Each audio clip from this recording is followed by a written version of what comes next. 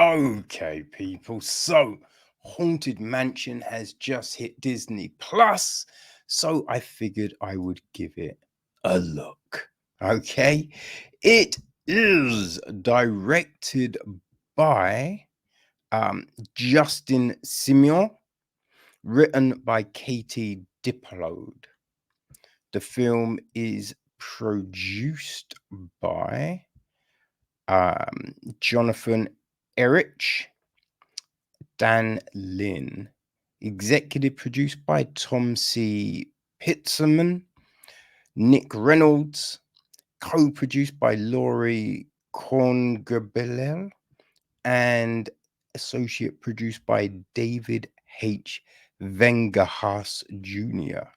Chris Bowers handled the music, Jeffrey Waldron, cinematography, Philip P. Bartell edits the piece, while Carmen Cuba is on casting duties. Production design is Darren Guilford. Art direction is Laurel Bergman, Sean D. Bronson, Kirsten Maloney, Carla Martinez, Tom Retter, and Brian Stoltz. Set decoration is Victor J. Zolfo. Costume design is Jeffrey Kurland. Okay, so our cast. Well, we have got LaKeith Stanfield as Ben Matthias. All right. Actually, yes, and Alicia is played by Charity Jordan. Okay, so Gabbie is played by Rosario Dawson. Her son Travis is played by Chase Dillon. We've got Tiffany Haddish as Harriet, Owen Wilson as Father Kent. Danny DeVito is Bruce Davis.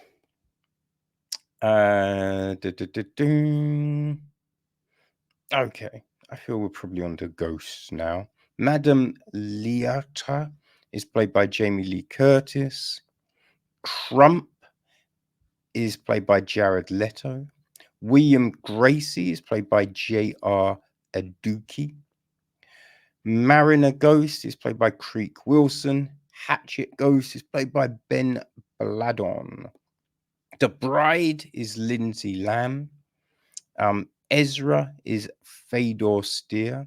Phineas is Terrence Rosemore. Gus is Mike Benitez. Eleanor Gracie is played by Erica Coleman. We've got Joe Coy as the daytime barman. All right. We've got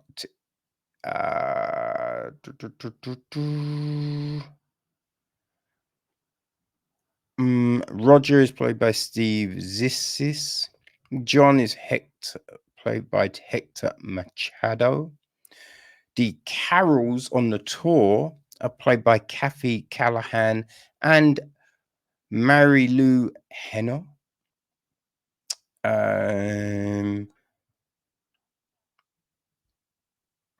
Yeah, I think that's probably, our main lot of cast, really. The gist is this: a single mum named Gabbie hires a tour guide, a psychic, a priest, and a historian to help exorcise her newly bought mansion after discovering it is inhabited by ghosts.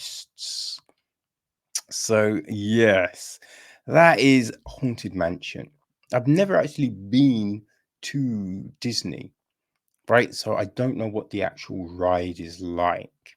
I know it's full of ghosts, right? Because it's a haunted mansion. Now, I think this starts off nicely, right? It's how Ben meets Alicia, and I thought that was real nice.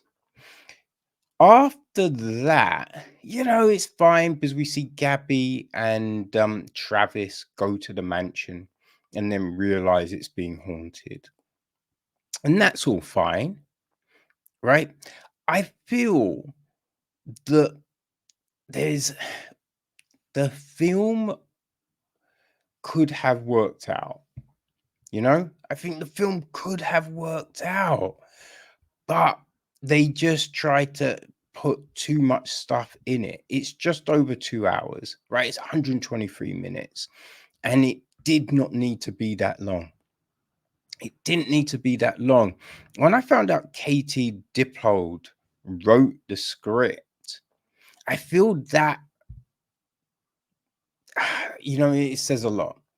And it's not saying she's a horrible writer or anything like that, but she did write that Ghostbusters reboot, the female Ghostbusters. And elements of what was wrong with that are wrong with this. In the fact is, it tries too hard and tries to put too much into one thing. Like there's this terrible, terrible scene where they do these egg jokes, and it just felt so forced. You know what I mean? It just felt way too forced. Like the scene at the beginning between Ben and Alicia, and she's like, "What do you do?" And he's telling her, and then she's just like, "Oh, I do." That felt more natural, right? And I think when it's just easygoing, then this works. But when they try and force so much stuff there, that's when this film stumbles, because you've got this whole mansion, which firstly, here's the thing, right? Gabbie is a single mum. How the fuck is she affording that man? Because she's I think she's a surgeon or a doctor, something along those lines, which is a good job. Still not enough to be able to buy that mansion. And I don't think, maybe I missed it, I don't think it was ever explained how the fuck she got that spot. Right? Now you need to explain how a single mum's getting that kind of spot. Right? Because it's just like, huh? And then how, like, she wanted to turn it into a B&B, but just them on their own, they are not going to be able to handle that as a B&B. Right? So there's just that kind of part of the story. Man, it's like built on quicksand, right? It's ludicrous. It makes no sense. So you're at a deficit from the beginning. They try and force this other thing in where the delivery people are 4 hours behind, and it's just like, firstly, it's not needed. It's just not needed. Don't throw that shit in there because it was weak. It was a horrible, like, joke kind of thing. It was it was bad. It's bad. Then you've just got all of these people, that they're trying to get to help to fix this issue with the house. But it, you know, it could have been better, right? It could have been handled better, right? Because it's just the whole, oh, we couldn't stop what's his name in this one? Bruce getting in the house. Right? It was just silliness. Even when Ben goes there initially, it was just stupid. Right? There was just the setups for all of that happening. I mean, it doesn't necessarily work. And then they're in this house, but they're given information on what, why ghosts are there. But still, even after that, the ghosts that are here are ghosts that are people that, were troubled, right? Weren't happy, not content, right? Anyone else, if someone was good and blah, blah, they passed on, they're happy, they're good, right? But after having that information, we still get two sequences where someone is supposedly tricked. And you're just like, how could you be right? It made no sense. Right? It just made no sense. Right? And still you have them harking to something, to this thing, which is just another thing that wasn't really addressed. Why the fuck is Travis in a suit? Right? Why is Travis in a suit? It just seems a silly affectation to add, right? Just for some optics situation, right? Just be like, oh, wouldn't it be fun if the little kid's in the suit? Why though? You've got to give a rationale for that. And they did not give a rationale for that. They just didn't. It just becomes this stupid thing, right? And it just detracts. So that's the issue with a lot of these things. It's an issue with Ghostbusters. You know, you want to try and add too much to the pot. When keep it simple, you got a tasty meal, but you're throwing too much in, and then someone's just like, I mean, I don't even know what this is.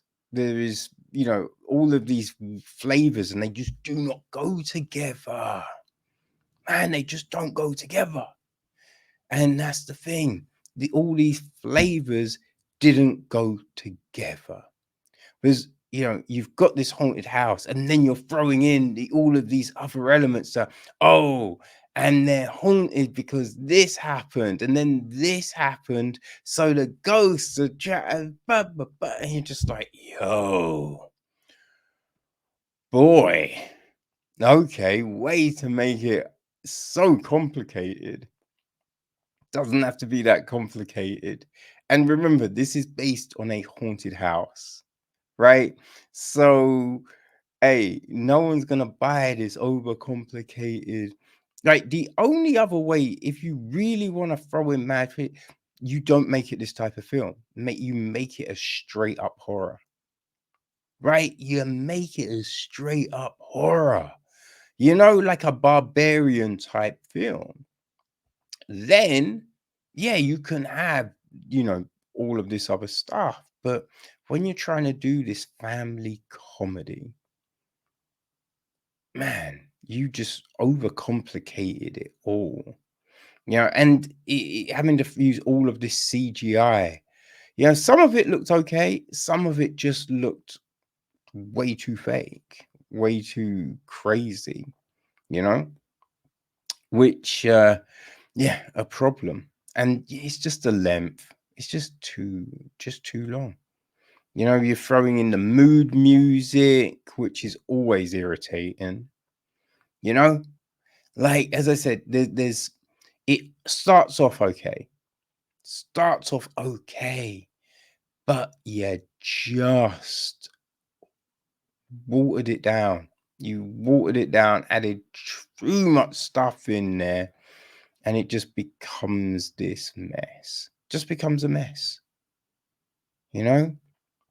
Right. The whole Ben story is just, you know, all over the place. Just all over the place. You know? And they don't show people getting over grief in a sensible way. It's always just goofy, right? And you'll have someone grieving all film, and then at the end, all of a sudden, they're ready to move on to something else. And you're just like, well, that was quick. Right? Supposedly, they've been grieving for years, but jump, boom, just like that. Now they're ready to jump on something else. You know what I mean? It's just, come on, man. We need to do better. We need to do better.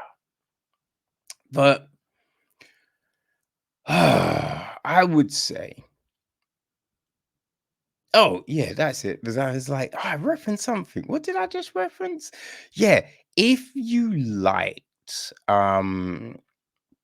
Ghostbusters, right? If you like the female Ghostbusters, if you like that last Fletch film, you know, that's the kind of thing. If you're a fan of those films, I think Haunted Mansion could well work for you.